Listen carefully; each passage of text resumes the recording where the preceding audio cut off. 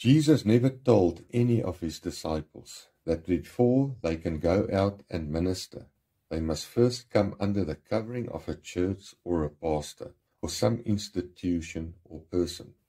No, he said, go out and do the work. My Holy Spirit will teach you all that you must know, and I will be with you. And Jesus had women disciples too. A very good example is the woman at the well, who was the first disciple of Jesus, who went out and preached the gospel and evangelized. And Jesus did not tell her that before she can go out and minister, she must first get under the covering and leadership of a man. This is not biblical, so stop it.